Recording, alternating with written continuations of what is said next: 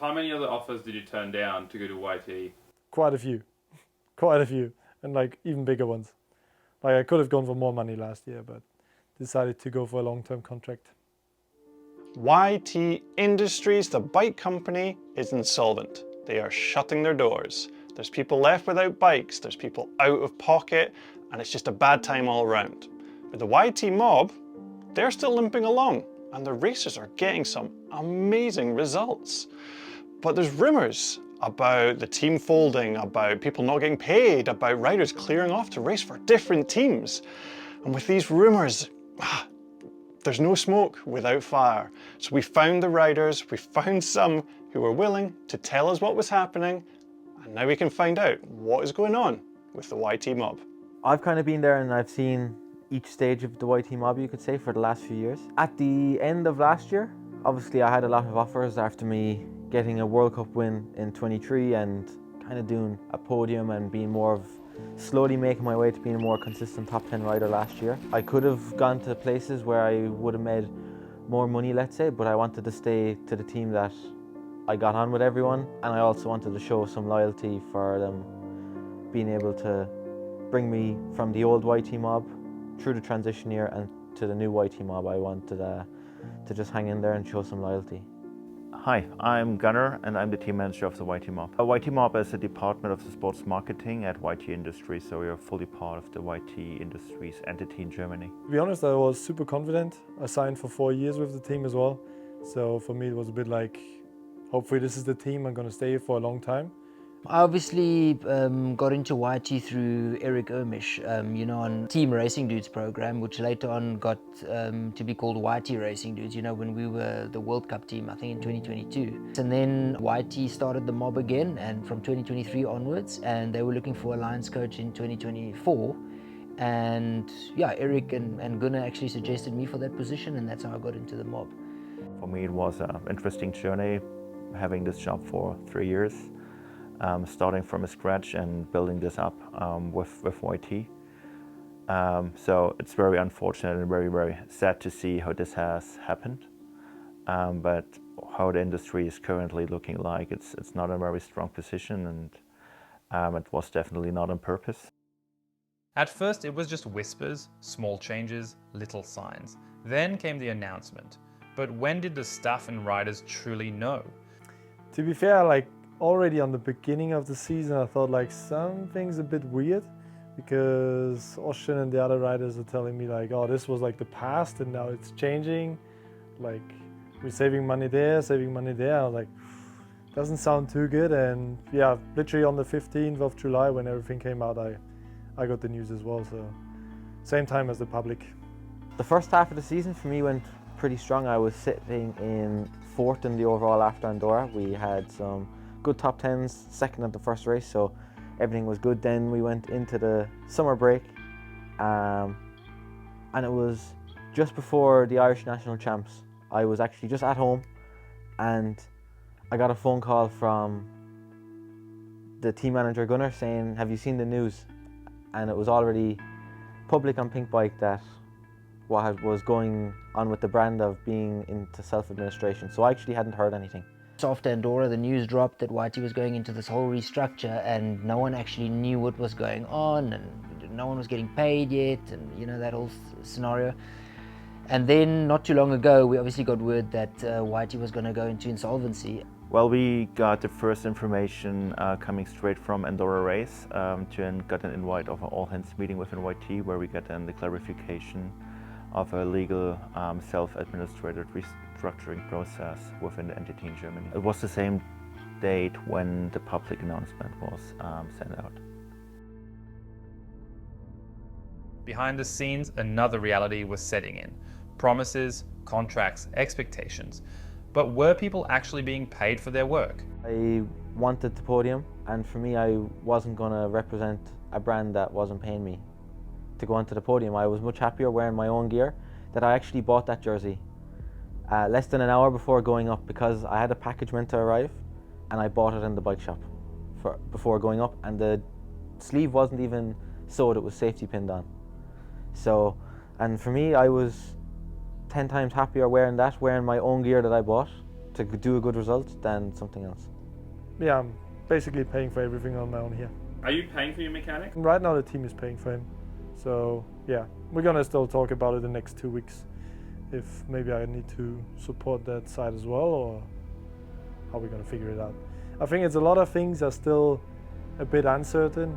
Like maybe it's getting paid, maybe it's not getting paid. Like I don't really know. Cool. How many other offers did you turn down to go to YT?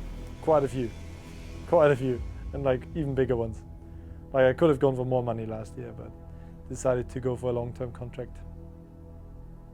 From Gunnar's side, I believe most of the things that we do now was funded from his side personally. Obviously, there was no money coming in, you know, because of the whole insolvency. I also had my flight for America paid from one of my other sponsors, Liat. They came to the party and said, yeah, Potty, we'll get you over there. And once we got here, you know, it's just like whatever's happening on YT side, just kind of pushing through and, you know, making this season happen. We've got 2 more races to go.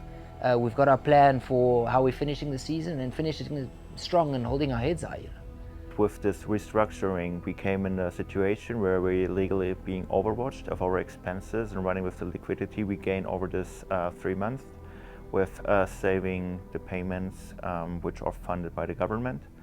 And basically all our budget that we have allocated for the team in advance just become redundant. So we had to see from week to week what is possible, what is not possible, and just were running more or less blind with the team what we can do, until we got informed after Lenzerheide race that YT Industries will become insolvent. Even with everything stacked against them, the mob carried on. But how did they keep the wheels turning when the support was gone? We had talks together, and I have to give most of this credits to Gunnar, you know, just to kind of pick ourselves up and tell ourselves, you know, we've been on such a good trend this season, and let's finish the season strong, doesn't matter what happens on YT side. You know, as a mob, as a family, you know, let's push through and do this and make it happen. The team manager, Gunnar, he's been doing amazing work.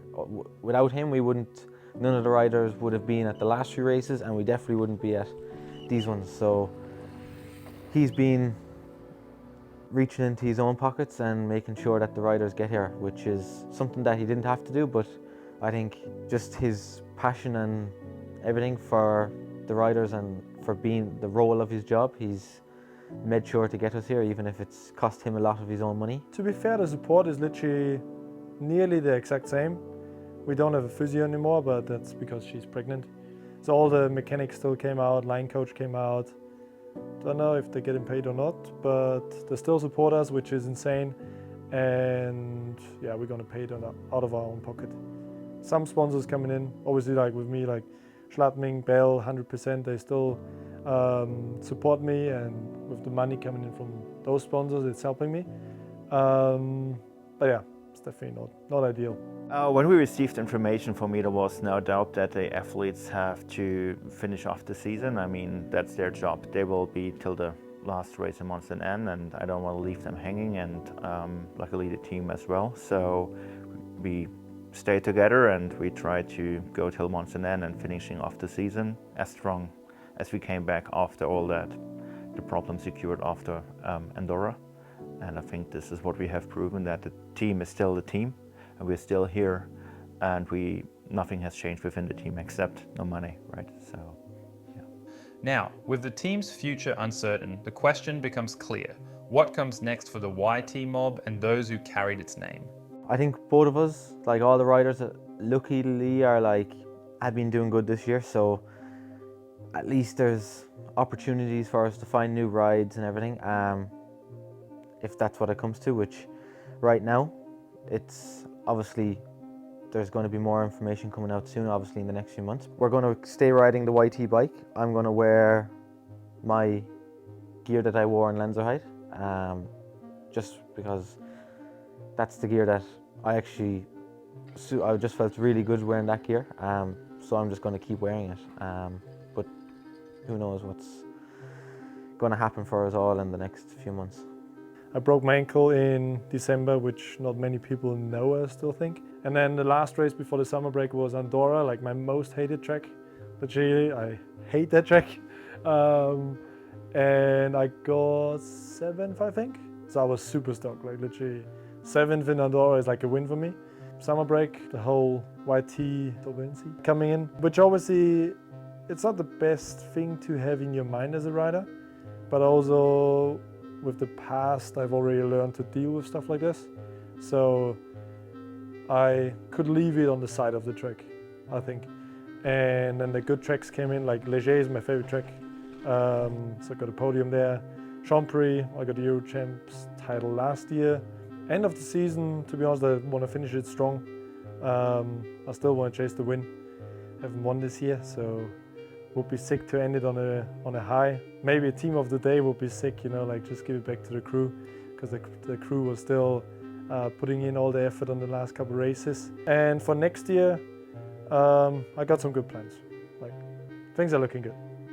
At this point, you know, we've all kind of had meetings with other teams and you know, about possible positions for next year. Out of a different team's perspective or other sponsors' perspective, I feel like it's a good opportunity to get good and reliable staff.